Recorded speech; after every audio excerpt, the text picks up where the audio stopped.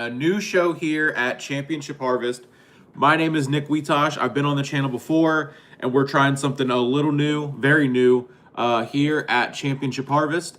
You may know me from Sleeper Sports Media, but of course, what we're doing here is a new style, new look, and new topic here exclusively on Championship Harvest for my guy Hunter. I'm Nick Weitoish of Sleeper Sports Media, and what we're going to do here, Monthly Mania, a new wrestling-only show here, monthly, every second Saturday of every month here at Championship Harvest. I will be live here vertically in the shorts feed, and we're going to recap, review, preview, and just talk about WWE as Hunter focuses on MMA and the independent scene. I'll be taking over as the prime, pun intended, prime WWE coverage here at Championship Harvest, and you can also catch me over at Sleeper Sports Media, as well as Tired Sports Network, as the umbrella is ever growing here with with everything that we're doing here between Hunter, myself, and everyone involved. So without further ado, we're going to review and talk about Crown Jewel and what that's going to lead into, and my thoughts here as people come in. This is, again, Monthly Mania. This will be a monthly show every second Saturday of the month, reviewing, previewing, or talking about all the PLEs for WWE, Raw, SmackDown, and hopefully soon NXT, and the way that you can watch NXT. If you are like me, who doesn't have the CW on their cable, you can get a VPN and watch it on Netflix along with Raw, SmackDown, and the PLEs. That's how we just finished up watching Crown Jewel here, and we had quite the show. Started off things with Bronson Reed and Roman Reigns. Dave Meltzer, surprise, surprise to no one, was wrong and said Roman and Bronson would be the main event. He was right in the fact that it had a stipulation, but however, it did not main event, which you got to think that a certain someone had something to do with that one. We did have them kick off the show as they normally do. When Roman's not in the main event, he kicks off the show. So that it was what it was. It was great. Roman was in control early for a majority of the match. They did a lot of cool spots outside. Who is this handsome host? What's up? What's up? Thank you so much for joining. Make sure, I know you're new to watching on Vertical Live, so maybe knowing how much time you spend on YouTube here, but double tap the screen for to like the video and send it into the shorts feed for the rest of the world to see. And thank you to my beautiful wife there for supporting. Be sure to drop a subscribe to Hunter's channel, and then as well find all the other partners that we have in our umbrella here at Championship Harvest. Bronson Reed joins Cody Rhodes as the only other superstar to pin Roman in a singles match in the last however many years it's been. I mean, the match was what it was, but wrong result as usual. I mean, Roman's got not the boo birds in there already. As we wait for more people to come in and funnel in here. Australian Street Fight, like I said, man, oh man, it was fun, it was cool, and they said, Roman, we need you to put Bronson over in his home country. He missed Elimination Chamber due to being injured from War Games. So now the next time they're in Perth now, he goes over, gets the win. Pretty cool to see. Better than Rhea, where she was at, which she didn't even get the pin, barely even was in the match for the tag match that we'll get to here in a minute. Roman getting pinned by Bronson twice is diabolical. Absolutely it is. Absolutely it is. It's so sad to see them do what they do and the way they do it to Roman and to the bloodline in general after just carrying and being on top for so long. But I kind of do get it with showing the cracks still forming, the cracks that are still there. before they can ultimately get back on top and be a unit again. The Timu bloodline is seemingly complete. The Timu bloodline is a whole again. The Timu bloodline is set. If they do them for Survivor Series, if they do the Vision and the OG bloodline, I mean, Timu bloodline seemingly is starting something with the Wyatts that was reported a couple weeks ago, a number of weeks ago or months ago. And I mean, I'm okay with that if we take a break from Bloodline Civil War and just get Roman, Sammy, Jimmy J, and someone else on the same page. We know that it's going to be everyone's favorite, Cody, because, well, the enemy of my enemy is my friend, and Seth Rollins is public enemy number one for both Cody Rhodes and the Bloodline. So Roman's tried for a spear, out came Braun Breaker. And then that made it a 2-on-1 before the Usos came out, even though Roman told them not to. So, you know, that is going to push that in that direction of what are we doing? And they never listen. He said he doesn't want to see them until Christmas, but what does that mean for Survivor Series and War Games? What does that mean for them at Thanksgiving? We know that they're going to all be together as they normally do. That joke of an opening match with the wrong result was a great opening match, got the crowd into it, which led into another okay match, but wrong choice of winner. Stephanie Vaquer defeated Tiffany Stratton to win the Women's Crown Jewel Championship. And, I mean, they are, for whatever reason, putting a rocket on her back and just sending her to the moon. But they got to do something with her on the mic, because it's not it. Hunter, what's up? What's up? We're live here and rocking and rolling. Might be a little too early, or might be just taking a minute to hit the algorithm. We got 3 people watching, so be sure to everyone comes in, double tap the screen to get that like up. Triple H loves Steph. Yep. I see what you did there. It took me a minute because I'm still waking up after being up since 8 o'clock, pretty much right on the dot. And the Prime Energy, the Cherry Limeade Prime Energy, shout out to Prime, is already gone and out of my veins. Yes, he does love his Stephanie's, Stephanie Velcro or Stephanie McMahon, whichever the case.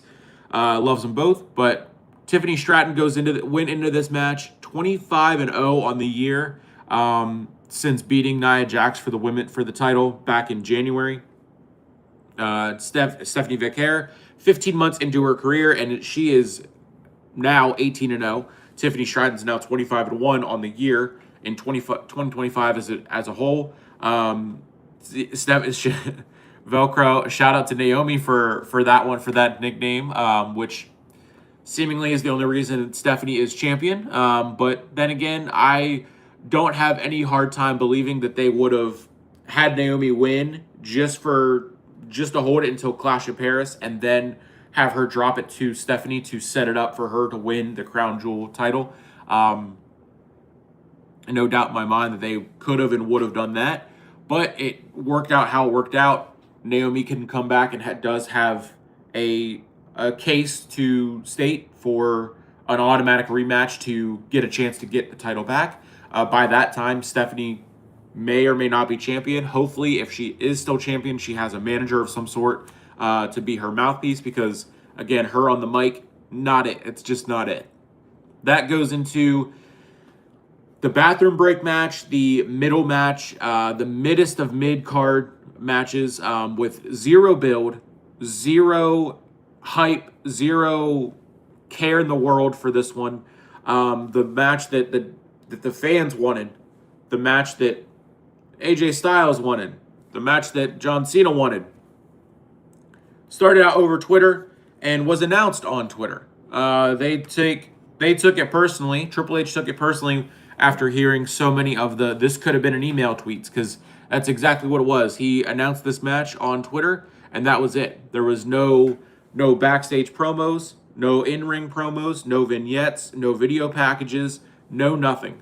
No appearances by Cena. AJ Styles, while being in the feud with whoever else, Penta and Dragon Lee and tag team this and tag team that, and then yeah, just horrible overall. Not excited, but it ended up stealing the show for me with all the homage that they paid for the moves to their great rivals over their careers. With now we know Cena has 4 dates left, and AJ Styles is very close to also hanging him up next year when his contract runs out. He's hoping to make it to WrestleMania 42, but that remains to be seen. This one had the right result. Cena does win, gets his 100th PLE victory, second all time behind the Undertaker who has 107.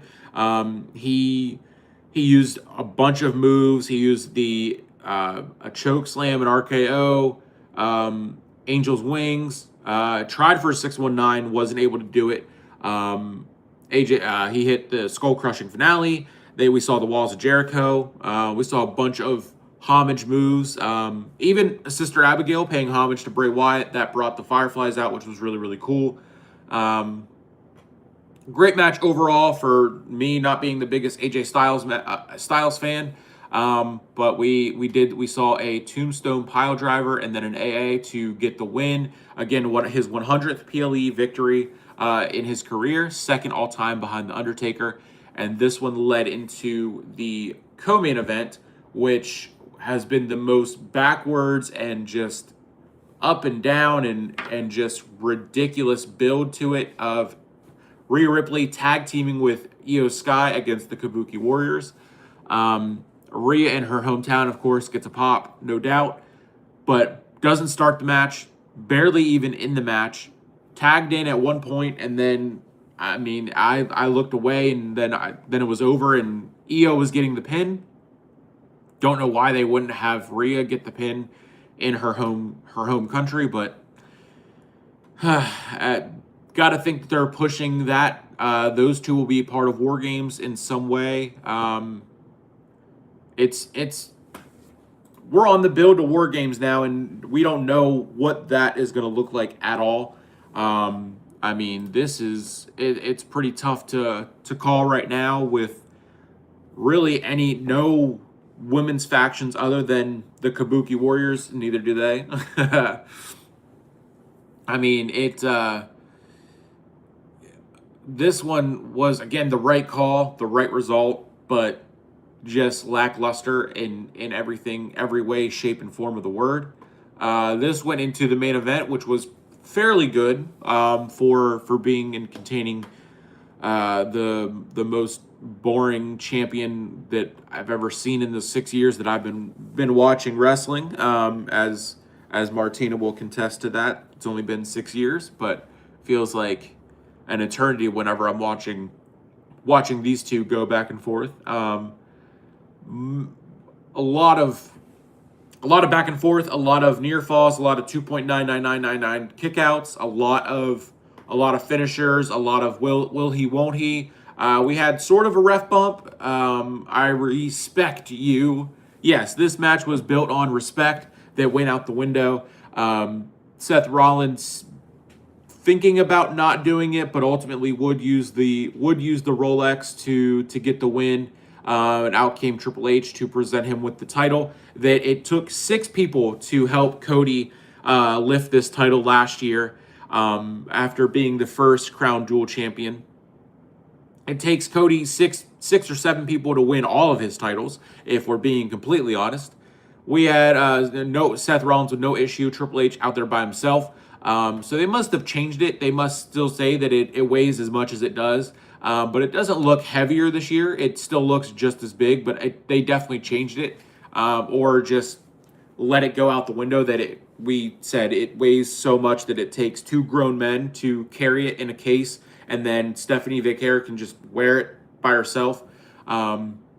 They did have Stephanie hold hers up, and Rollins was wearing his and holding the world title up. As we saw both Raw champions, Seth Rollins, the world heavyweight champion, and Stephanie Vaquer, the women's world champion, win these titles.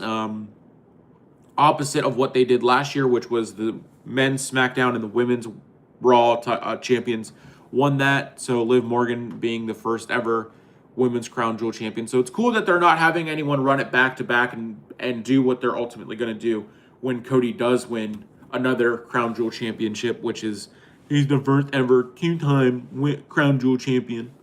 But Rollins keeps his vision alive. We saw some pressure build up over the last week. Rollins on Raw asking Heyman what happens if he loses. Then going into the kickoff show and walking away from Heyman, from everyone, seemingly showing that Cody was in his head. Ultimately, we got the right outcome of this one, and it's left to be seen where we go from here. The only way that they can have Cody and Seth continue this is by Cody being the one to start the team for War Games, and then obviously Rollins having the vision. They would still need two new members for Rollins. So a lot of people, I'm not saying this, a lot of people are saying this. It's not me just saying this, but Drew joining Rollins and Brock Lesnar joining Rollins in the Vision. Given that Drew hates the bloodline, Drew hates Cody, they very well could do it that way, but it's still left to be seen. They, like Martina said above earlier, they don't know what they're doing either until about 2 weeks before. And we are about a month and a half away from Survivor Series War Games, which is in San Diego. It's set for November 29th, 3:30 p.m. Pacific time. So that's probably including the kickoff show there. But as I look here at the poster for War Games, Rhea, Roman, Damian Priest, he'll be involved somehow, some way. John Cena, Penta, Becky Lynch, CM Punk, Bianca is still on the poster. Naomi is still on the poster. That makes me think it's very old. They have not updated it since they announced Survivor Series. Rey Mysterio is front and center. The only superstar advertised under the poster for it is John Cena. So Roman said, don't want to see you guys until Christmas. Is he even going to be at War Games in some capacity on the War Games front? Cody, Jay, Naomi, Jacob, Rey Mysterio, Tiffany, Rollins, Penta. I mean, these are all the featured superstars on the poster, but of course, subject to change, as we know. What do we got coming up for Raw? Raw will be in Perth, Australia again Monday at 8 a.m. And we know Dom will face Penta for the Intercontinental Championship. We know that Lyra and Bayley will be in a tag match against the Judgment Day. That group needs to go. I would say that they could be involved in War Games, but they'll probably end up taking that night off too. Although they could do the turn of Finn on Dom in San Diego. What better way to send Dom into being a babyface than in his hometown? It's going to need a lot of work behind it to actually work, but the greatest luchador, the greatest Mysterio of all time, the greatest Intercontinental Champion of all time, if anyone can do it, it's him, it's Dom. And Raw, I mean, they're going to have to start planting these seeds to get the hype back around Survivor Series. Now, before we get to Survivor Series, we do have John Cena's final time in Boston, November 11th at the TD Garden. And then the following week, we have him at MSG. Final time in both of those big-time arenas. We also have Saturday night's main event, November 1st, which is in Salt Lake City, Utah. And then the SmackDown before that one is also there. So I guess really they're 3 weeks away. We're going to have another, I guess you can call it a PLE now since it's on Peacock and not on NBC and not a special event. And yes, Saturday night's main events going forward will be on Peacock going forward. That was part of the way that they were able to rework the Peacock deal and get out of that to be on ESPN earlier than originally planned, as that has been the topic of Twitter and everyone complaining about ESPN and needing this service and that service and this one and that one.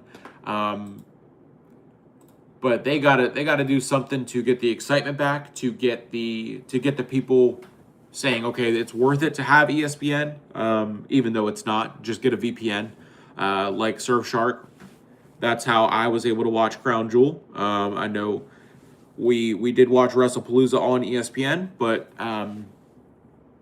yeah, it just ended up not being ESPN's day today. It was Surfshark. So shout out to Surfshark VPN to set and watch events, PLEs in Canada. Also, you can watch NXT, Raw, and SmackDown all on Netflix there with the VPN. So look into that if you want to.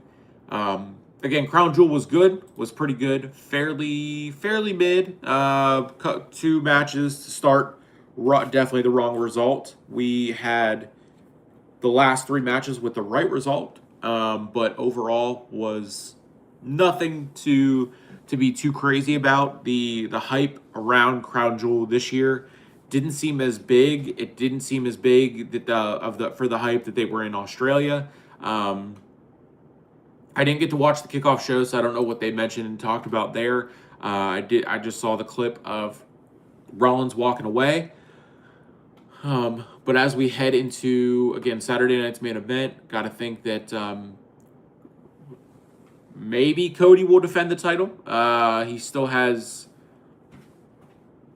What is it with champions in right now in this time that they just don't defend their titles? I mean, Julia hit 100-plus days as U.S. champion, doesn't defend the title.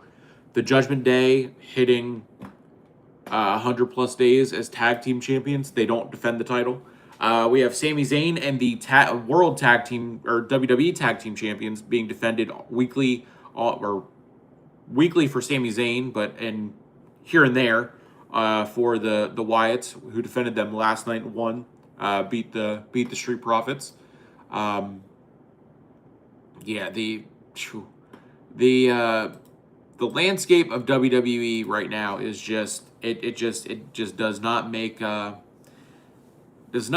for good a good feel of that big fight feel. My favorite phrase, as we all know. But that we head into Saturday night's main event with very just a lackluster taste. Leaving Australia, leaving Perth, going into Salt Lake City. Rollins and Vaquer, Crown Jewel champions. We won't see those titles again until next year around this time, when they'll probably start wearing the rings. I'm guessing they could have Heyman hold on to the ring for Rollins. But ultimately, those titles, I believe, will go back to Saudi Arabia. They're doing Cena dirty on his retirement tour. Absolutely. Absolutely. It's the mindset of the middest of mid. Yes, it is. I mean, it's tough to do. It's tough to watch right now, but ultimately Survivor Series and War Games is one of my favorites, because that's the final one before we head into the Royal Rumble, which kicks off WrestleMania season. So Saturday night's main events, they're doing back-to-back ones, which I'm excited to see who they have Cena's last opponent be. It very well should be Roman Reigns. That's pretty much the last one to check off the list of any being worthy. But I don't know how they get there. I don't know how they get there with what Roman's doing. I don't know how they connect those pieces. And again, like Martinez said, neither do they. But it's going to be fun to see how we go and shape the last couple months of 2025 into Survivor Series and then into the Royal Rumble. And we have, speaking of the Royal Rumble that is in Saudi Arabia next year, WWE did announce that they will be WWE announced a bunch of international shows that I did see earlier here. Let's see if I can Can find. I had the graphics. One moment while I find these. WWE announced that they're going back overseas for an international tour. I can find it here.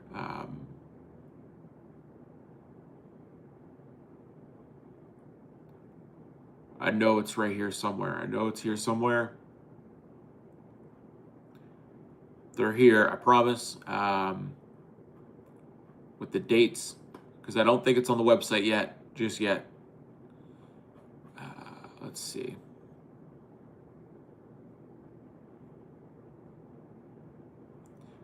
Finding it here very, very soon.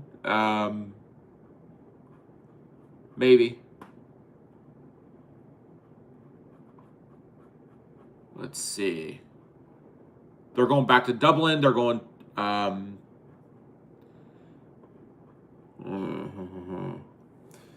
right, let's see.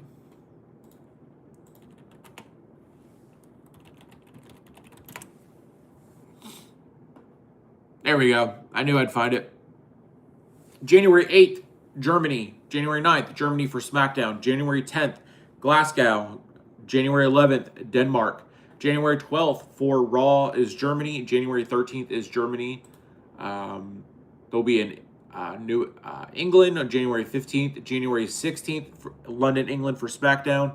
January 17th, Poland. January 18th, back in England. January 19th, Northern Ireland for Raw, which is, they did announce that the last time they were in Raw, or in Dublin, they said that they would be back in January. And then, of course, January 2026, I think they announced that for the 29th for Royal Rumble in Riyadh. So definitely see Sami Zayn, the U.S. title, the U.S. champion, see him dropping it at some point, maybe before War Games, and then set it up so he drops the title right after War Games to Jimmy. Lady just came, looks like Ronda Rousey. Oh, that's funny. What's she doing in Sanford? January, yeah. So I believe they did announce it for the 31st for the Royal Rumble. I have Sami Uso be champion going into War Games. Have Jimmy be the one to recruit him in, and then you have all three of them turn heel, the Usos and Roman. Jimmy turns heel on Sami to set up him taking the U.S. title off of Sami and launches Sami into the Royal Rumble to ultimately be the winner of the Rumble this year, or hold it off and somehow get him back in the picture for WrestleMania in Saudi Arabia, where he would finally win a world title. I don't like it. I don't want to say it, but that's seemingly a good way to do it. If we have to watch that be done, that's how I would do it. Royal Rumble, WrestleMania going over to Saudi Arabia. Boo, not the Boo Birds. No, not the Boo Birds. Yeah, that that it is. That's what they're laying it out to be. So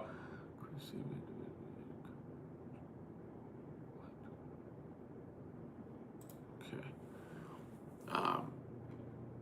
You're right. Please acknowledge the fact that we'll have to get that clip that I was right, and as we lean into another interesting stat. Roman Reigns hasn't been in many street fights, but we've seen Damian Priest, another one with no pop, no aura, no nothing. 100% on board with Big Jim finally getting his long overdue singles title. Absolutely, it'd be about time. We have Damian Priest loves a good street fight. North American Championship, Halloween Havoc. I think it was a street fight against Johnny Gargano. Bad Bunny and Damian Priest in a San Juan street fight. We had the tag titles when, wow, I mean, that was just a couple years ago when the titles were still unified for the Raw and the Blue ones. And the Judgment Day, they looked so young when Priest was still in the Judgment Day and as Mr. Money in the Bank. Priest and Balor had a street fight, Sin City street fight, and then, of course, the last man standing match. They couldn't say Australia street fight because, of course, that was the stipulation for the one today with Roman. But Damian Priest loves himself a street fight, a last man standing match. Damian, I mean, just doesn't have any aura.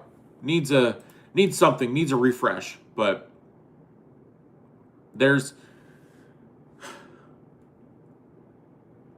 Damian Priest now seemingly needs someone in his corner since Aleister Black, if they continue this feud, which I have no doubt that they will, bring Zelina Vega into this one after she was the Women's United States Champion. After Chelsea Green, which she should still very well be champion. She was actually defending it. I mean, only defended it 8 or 9 times. Zelina Vega defended it twice, and now Julia is defended it twice, and has plenty of other rivals that could be there, could be in the title picture that just aren't. Could be, I mean, call-ups from NXT, Zarya and Sol Ruca. Javon Evans has been called up, so that already has gotten a title match. So I don't know why they haven't thrown Sol Ruca. She had a U.S. title match on NXT when Chelsea Green was still the champion. I don't know why they haven't said, okay, go face Julia. Seemingly because they're doing this tag team with her and Zarya, which was on SmackDown. They stepped to Charlotte and Alexa. So that'll be interesting to see what they do with that. But the women's tag team championship has surpassed the United States Championship, the WWE tag titles, but yet they still aren't on PLEs. They very well easily could have been on Crown Jewel. They could have done 2 more matches to make Crown Jewel feel more like have that big fight feel again and feel like a big deal. They could have done a pre-show matches. I miss when they throw 2 pre-show matches on there. Crown Jewel was great for starting at 8 a.m. And then ending just a little bit ago. I mean, they could have done a couple more matches. 5 matches is great. I think 7 is a good PLE match card number, especially because they moved it pretty quick, so the pacing of Crown Jewel was really good. For the most part, it's different watching it on Netflix because they still have the commercials, unlike everyone said that they weren't going to, but they just play the videos and everything. I see Hunter has tweeted it here for Monthly Mania. We are live on Championship Harvest, so hopefully we get more watch backs on the replay as this uploads to YouTube. But this will be, again, a monthly thing. Every second Saturday of the month.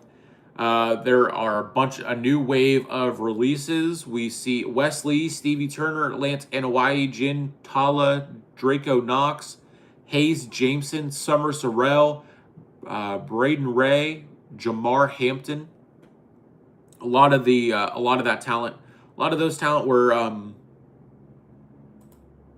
Nico Extra originally learned the release of Wesley, gone, and Nikita Lyons is somehow still employed, but somebody said, how ass do you got to be to get released from WWE with the last names NOIE? So another wave of releases after the whole Santos Escobar leaving and then re-signing. The New Day re-signed with WWE. They signed new deals earlier in the week. So that the latest news for right now, looking ahead, again, we got Raw on Perth on Monday. We have Lyra Valkyrie and Bayley continuing their tag team, their back and forth, their dynamic, again, going against the Judgment Day. Liv and not Liv, but Liv still waiting to come back. We have Raquel and Roxanne taking on Bailey and Lyra. We have Dom and Penta in action, and I'm sure they'll announce more as we get closer to Monday. Usually Adam Pearce does the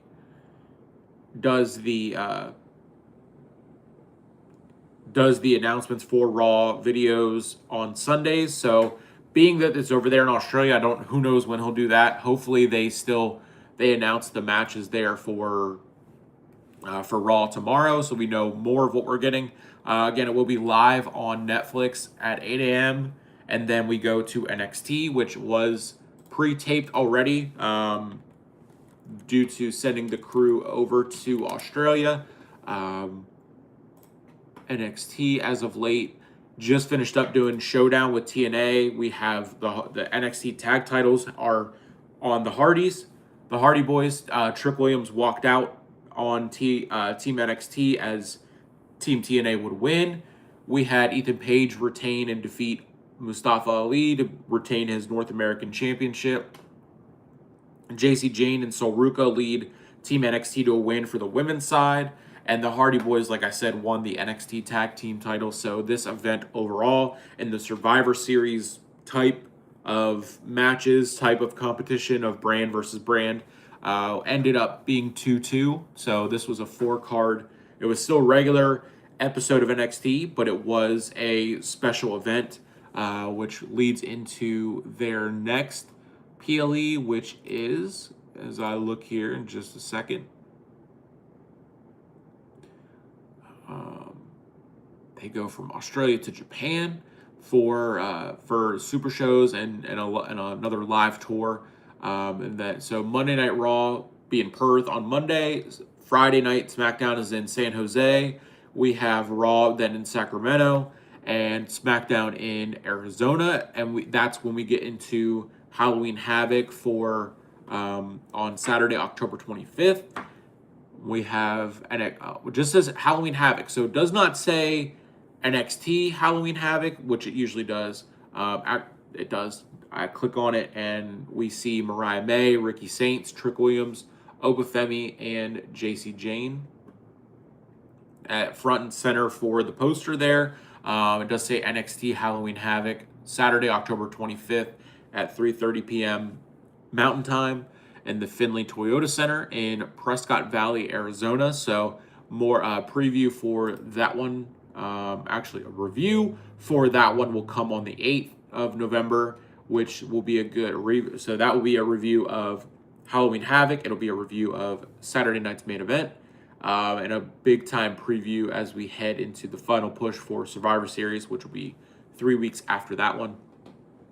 So hopefully we get more of a build for War Games and for Survivor Series before then, we're now 3 weeks away from Saturday night's main event, which probably will be thrown together very, very last minute. But no, I would hope that they would have the U.S. titles on that card, because that's seemingly where Chelsea Green and Zelina Vega both defended and won the women's U.S. title. Hopefully we have more championship matches on those, leading into, again, War Games as those teams fill out and form. Are Roman and the Usos even going to be a part of it? Are Roman and the Usos going to reunite with Jacob as he stays on SmackDown, and the Usos have been mainly on Raw along with Roman? We do know that on SmackDown in San Jose, the only thing we have announced, I believe, right now is McIntyre and Jacob Fatu after they attacked each other on SmackDown last night. I would say that they'll probably very late in the night on Friday night deem that one the number one contendership for Cody Rhodes and the WWE title. We saw Jacob Fatu step to Cody Rhodes, and he was all eyes on the big one, the big title. Cody said okay, and then walked away. That's when Drew came out. This was right after Nick Aldis had said, "Let's talk," to Jacob. I would guess making him a match for the number one contendership to then face Cody Rhodes. Maybe that's how we get back to the bloodline and Unfortunately, Cody Rhodes back into the vortex there. But we got Drew McIntyre and Jacob Fatu on SmackDown next week. That's all we know as of right now. So I'm sure as they finish up the Australian tour and then get back to the States to actually have SmackDown, that's when they'll start to get back to actually announcing matches and everything early. So we're not just waiting and waiting and waiting. And same with NXT. That'll be back to its regular filming of being just at the Performance Center down in Orlando. The results, again, nothing for NXT for Tuesday has been announced, besides what they announced while the show was live on Tuesday last week for NXT Showdown. Carmella and Corey Graves announced the birth of their son, which makes sense and why Corey has been out of action since WrestlePalooza, and they wrote him off TV. Showdown results for October 7th. The Hardys would take the tag titles off of Dark State. They also ended up showing up in HOG, which is an independent promotion that Hunter does cover here, which is some great stuff over there. They would end up winning the tag titles for HOG as well. So they're stacking titles just like Mercedes Moné stacks some titles over in AEW. JC Jane, Sol Ruca, Lola Vice, Jada Parker did defeat Team TNA in the Women's Survivor Series elimination match. Absolutely. Ethan Page retained his North American Championship against Mustafa Ali. That came out on NXT and said he was still owed a North American Championship match. We had that one go down. Trick Williams again walked away from Team NXT, which was very interesting. Miles Bourne, Javon Evans, they led Team NXT against Team TNA. Trick Williams, Ricky Saints. So the TNA men's champion, TNA World Champion was on Team NXT, and then the TNA Knockouts champion was on, or who is both held by NXT roster, were on opposite. That's crazy. Or X Division champions, Leon Slater. That went down on October 7th, so who knows if they're going to continue that rivalry and those type of shows, those types of back and forth and the invasion style crossover shows. Don't really watch TNA like that, so we'll have to look more into that for results on there. I know they have a pay-per-view, I think, tomorrow. So it's going to be interesting to see if they have any more crossover. Bound for Glory is on pay-per-view tomorrow. So it's going to be interesting to see if they have any more crossover, if they have any more interferences. Lowell, Massachusetts, TNA World Championship with Trick Williams versus Mike Santana. One final table, the Hardy Boys versus the Dudleys for the TNA and NXT Tag Team Championships. We have Kalani Jordan versus Indy Hartwell for the TNA Knockouts World Championship. So that is what we're looking at for Bound of Glory. Only 3 matches announced so far, that's very interesting that they only have 3 matches announced and the pay-per-view is on Sunday.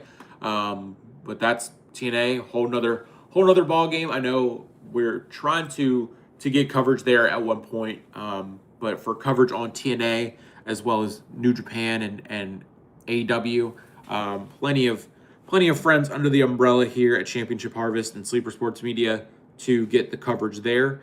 As we wrap up this one, since went through Crown Jewel very in depth, took a look at Raw and SmackDown in the upcoming weeks and days.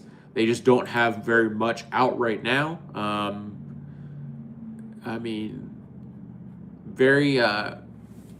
Very much dragging their feet with the push to the last couple PLEs and last big events of the year.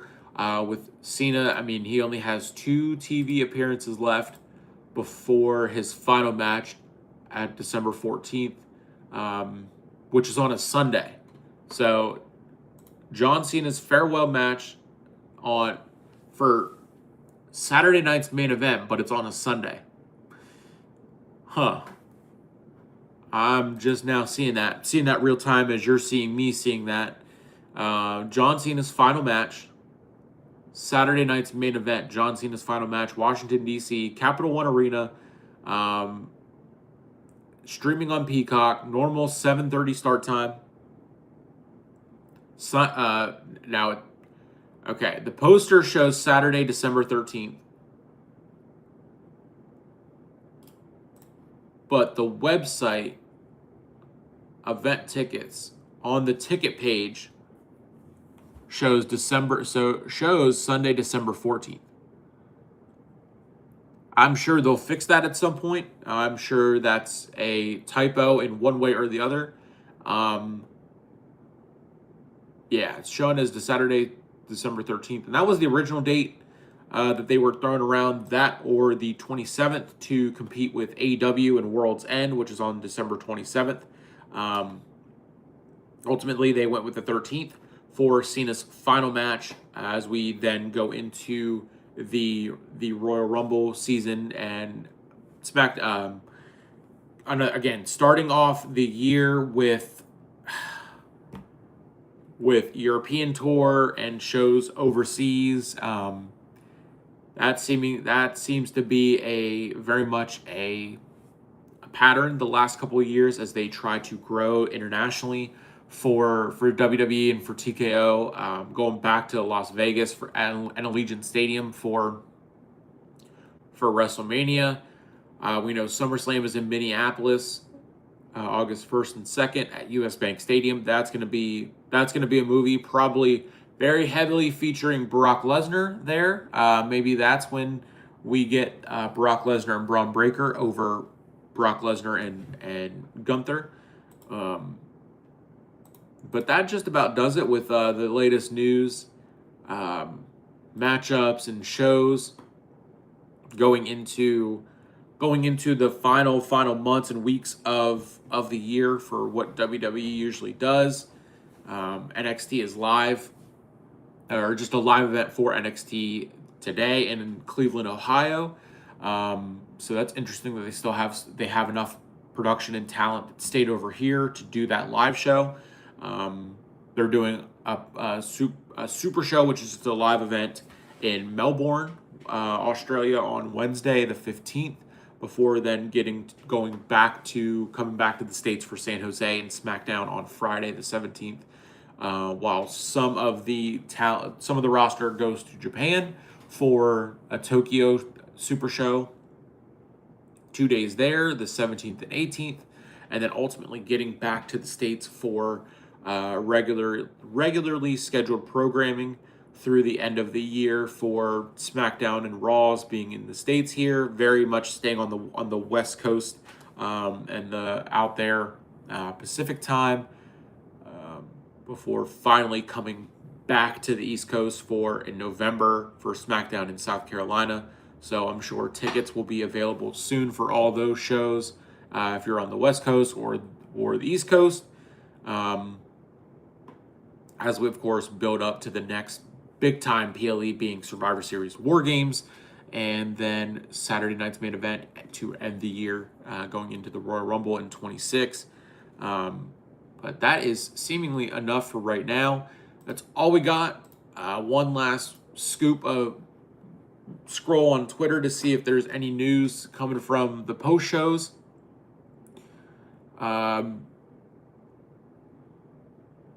This is 25 minutes ago. The crowd was chanting "We want Edge," and then started singing Metalingus while Triple H was on the post show. Again, they're staying with the format of no media and no press conference style, just Triple H talking with the panel. So that's interesting, as the rumors have, of course, cycled through and have been starting for some time that Edge is finished up in AEW and is going to come back to be John Cena's final opponent in December. Chris Jericho, of course, announced a couple weeks ago about his anniversary of his first match, and his contract, I believe, is up soon. if not already up, and he's waiting it out the last couple of months. The crowd is apparently going crazy.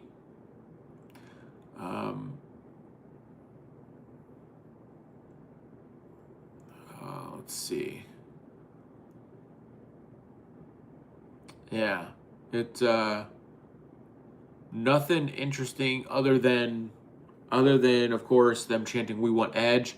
I don't know what. Yeah, the crowd. So the crowd at the post show, the crowd behind the panel was chanting "We want Edge." Um,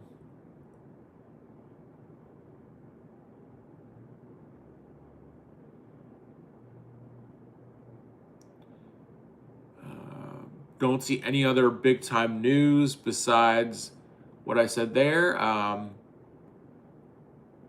Big E says that he's considered effectively retired for quite some time, so tell us something we don't know there. Triple H did get his photos with the new Crown Jewel champions, and the rings that they have this year look like they actually fit. So they definitely did the right thing in being smart with this now and resizing it and actually getting them sized to the champions, because Cody almost tore his entire finger off with the one last year that he put on. Obafemi and Omos went face to face during NXT's live event. I think that was today, although it says 14 hours ago. This is a picture per Wrestle Ops. They're on there on Twitter. So hopefully Omos still stays away. He's not ready yet to come back to the main roster. I mean, what is he going to do? What level of the card is he going to help? Right now, the answer is none. No part. He can stay in NXT and keep working. But Omos towers over Obafemi, and Obafemi is a big dude. So that, I'm sure, was an interesting match. That was at a live event for NXT. I believe that was the one in Columbus that I talked about earlier.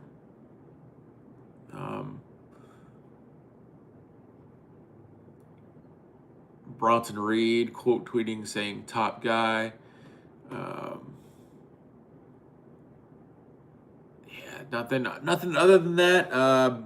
No breaking news. We'll update more later, probably after watching the post show, to see if there's anything dropped or talked about other than the crowd chanting "We want Edge." I'm not seeing much of anything, so let's see what we can find here to.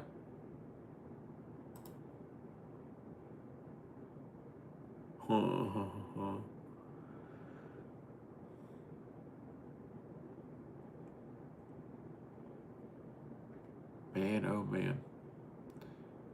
Nothing much going on as of. AJ Styles was in his old TNA gear, which was the shorts, not the trunks, and not the pants like normal. People are trying to say that he just didn't have gear made for the event, and it was actually his TNA gear. Let's see. No other news besides that.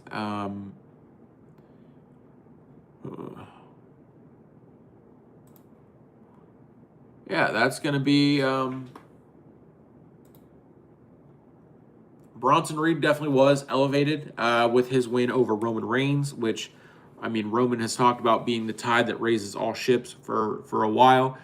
He also talked about on the Pat McAfee show that his body is sore, and he's been going back and forth to Australia and back to film Street Fighter. So my guess, he's going to take another long leave, another long absence until right before Survivor Series War Games. So we're going to see them have 4 and then lead into calling Roman back and hopefully being the 5th man. If not, then I could see it very much being Cody.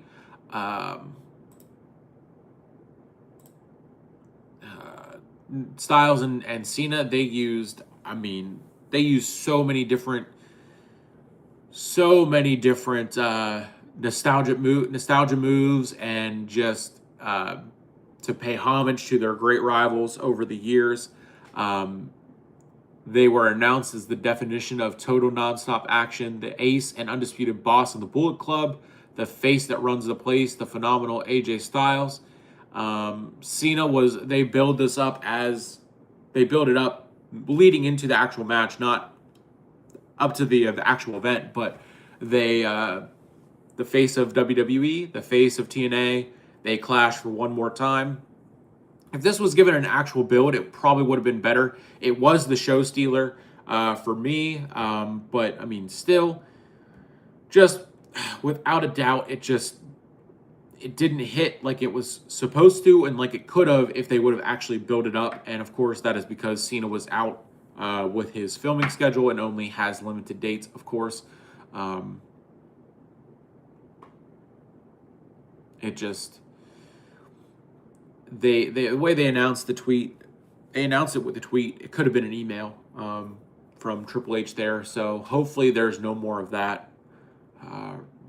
Rollins said after the match, he took the mic, proved that he's the greatest of all time. No one came out. No one interfered with the main event, which was shocking, but also seemingly rightfully so, given that last year they did build up and talk about the prestige of these titles will mean no one gets involved, which is why Heyman and Braun Breaker and Bronson Reed were told not to go out there. They were told to stay back, no matter if Rollins is begging and whatever. He had to do it on his own. He did it on his own, so the vision stays intact, at least for now. And on the kickoff show for Crown Jewel, AJ Styles did announce that he will retire in 2026. We don't know when. His contract is up at some point. I know he also said earlier he wants to make it to WrestleMania or work it out so he can still compete at WrestleMania and probably retire there at Mania would be my guess. But that Bronson Reed has defeated Okada and Roman Reigns both in singles matches, which is very interesting with that. I guess Bronson Reed was pretty big in Japan or before his WWE days. Roman, of course, being, it's no secret that he just raises everyone that works with him. So the women's world champion is 2-0 in Crown Jewel matches, as I talked about in one of my shows earlier. And my Twitter verified just ran out. That's kind of interesting. The crowd was also chanting MJF towards Triple H, so I don't know what he was talking about there that got that reaction from it. They were singing Edge's song. Wow, they were chanting F off Saudi, we want Mania. So WrestleMania to Australia would be absolutely crazy. Would be absolutely insane. That I'm waking up at 5 a.m. or 8 a.m. for WrestleMania. Or actually 5 a.m. because you know that they would do extra kickoff shows and extra events and panels and all that stuff. The Crown Jewel crowd wants Stephanie Vaquer to wrestle AJ Lee next. AJ Lee did just beat Becky Lynch, so I think they continue that feud into Saturday night's main event. I wouldn't mind seeing AJ Lee beat Becky at Saturday night's main event for that Intercontinental Championship, and then seeing it defended more, seeing it actually, again, just defended more. Becky Lynch did raise the bar for the prestige of that title, but you could make a case for AJ Lee getting a title, although her getting a title in just a couple months after returning and CM Punk still, well, he did have a title, was only for 5 minutes, but 6 years ago today on SmackDown, Bayley turned heel and destroyed the Bayley buddies. That's when we saw the last of the old Bayley, the hugger Bayley. which has been brought back sort of, kind of, in a way, with this new split double personality that they're doing. But Rhea Ripley was on the panel.